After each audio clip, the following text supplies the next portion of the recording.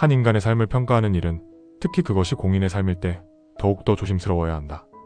배우 유아인은 그런 면에서 한국 사회에 큰 질문을 던지는 존재다. 그는 시대의 아이콘이자 변화와 도전을 상징하는 인물이었다. 그러나 동시에 그는 우리 모두가 그렇듯 실수하고 어두운 면을 드러낸 인간이기도 하다. 그의 삶을 단면적으로 바라보는 것은 마치 깊고 복잡한 한 편의 영화를 예고편만 보고 판단하는 것과 같다. 유아인은 19의 나이에 대중 앞에 등장했다. 뚜렷한 이목구비, 날카로운 눈빛, 그리고 무엇보다도 다르다는 인상을 주는 존재감은 곧 그를 스타로 만들었다. 그는 늘 주류의 흐름을 거스르는 선택을 해왔다. 상업성과 대중성을 택하기보다는 자신만의 세계관이 담긴 작품을 고집스럽게 선택했고, 이는 꼭 그를 배우 유아인으로 각인시켰다. 그러나 단지 외적인 선택만이 아니었다. 그는 삶과 예술을 연결지으려 했고 자신의 생각을 숨기지 않았다. SNS를 통해 사회적 메시지를 발신하고 불편한 진실에 대해 말하는 것을 두려워하지 않았다. 어떤 이들에게는 그 모습이 거슬렸고 어떤 이들에게는 한 줄기 위안이었다. 그는 그렇게 사랑과 증오를 동시에 받는 존재가 되었다. 배우란 직업은 끊임없이 타인의 삶을 자신의 몸에 이식하는 작업이다. 유아인은 그 점에서 탁월했다. 그는 감정을 계산하지 않았고 인물의 서사를 온몸으로 받아들였다. 완득이에서의 청소년, 페테랑에서의 재벌 2세, 버닝에서의 의문스러운 청년, 지옥에서의 사회적 메시지를 전달하는 지도자까지. 그의 얼굴은 매번 달랐다. 그러나 그 내면은 어땠을까? 그는 한 인터뷰에서 말했다. 나는 나를 연기할 때 가장 어렵다. 배우로서 살아간다는 것은 타인의 이야기를 빌려 나를 숨기는 일이기도 하다. 이 숨김은 때로는 고독이고 때로는 고통이다. 유아인은 그 무게를 버텨내려 했고 때로는 무너지기도 했다. 그는 사람을 좋아했다.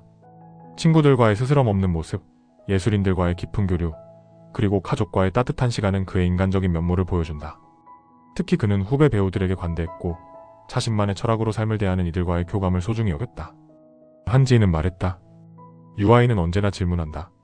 내가 맞는 건지 길이 옳은 건지. 그는 자기 자신과 끝없이 대화하는 사람이다. 자기 성찰은 유아인의 중요한 키워드였다. 그는 늘 자신에게 가장 엄격했고 그래서 누구보다 깊게 상처받았는지도 모른다. 유아인은 단지 배우로서 머무르지 않았다. 그는 사회적 약자를 위한 기부를 지속했고 교육과 문화의 평등한 접근을 위한 다양한 활동을 해왔다. 그의 기부는 조용했지만 진심이었다. 언론에 드러나지 않은 수많은 지원과 후원은 그가 세상을 어떻게 바라보는지를 보여준다. 그는 예술가로서 무엇을 보여줄 것인가 뿐 아니라 어떻게 살아갈 것인가라는 질문을 던졌다.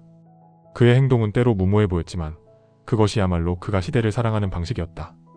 그러나 그의 이름 앞에 이제는 마약이라는 단어가 붙는다. 실형이라는 현실적 결과 앞에서 우리는 충격과 실망을 동시에 느낀다.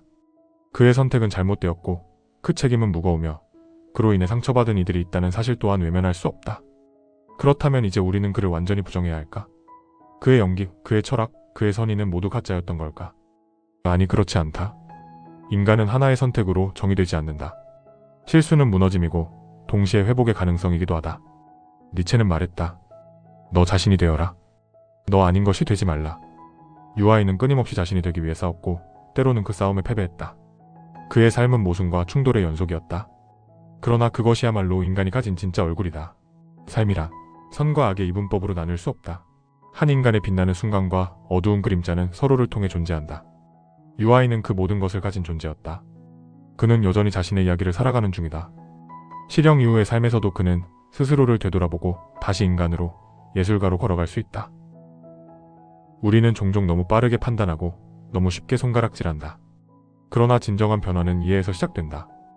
유아인의 삶은 누군가에게는 실망이지만 또 누군가에게는 경고이며 또 다른 누군가에게는 위로일 수 있다. 우리는 그 모든 시선을 존중해야 한다. 그리고 언젠가 시간이 흐른 뒤 다시 그의 연기를 보게 된다면 그때 우리는 조금 더 너그러워진 마음으로 그의 모든 시간을 이해할 수 있을지도 모른다. 왜냐하면 유아인은 결국 우리 모두와 같은 인간이기 때문이다. 그는 분명 어딘가에서 다시 시작할 것이다. 무너진 자리에서 피어나는 들꽃처럼 고통을 딛고 일어나는 예술은 언제나 더 깊고 단단해진다. 삶의 균열은 때로 새로운 감정의 통로가 되고 그 통로를 지나온 자만이 전할 수 있는 이야기가 있다. 유아인이 걸어온 길이 그러했듯 그가 다시 나아갈 길도 그러하길 바란다. 우리는 한 사람의 과거 전체를 단 하나의 사건으로 지우기보다는 그가 어떤 시간들을 살아냈고 앞으로 어떻게 살아갈 것인지에 귀 기울일 필요가 있다. 그렇게 우리는 인간의 복잡성을 인정하고 동시에 성장의 가능성을 믿게 된다. 어쩌면 진짜 예술은 그 무수한 빛과 그림자의 경계 위를 흔들리며 걷는 삶 속에서 태어나는 것인지도 모른다. 유아인의 이야기는 아직 끝나지 않았다. 그것은 이제부터 다시 더 진실하게, 더 인간답게 써내려가야 할 또 다른 장을 향해 열리고 있다.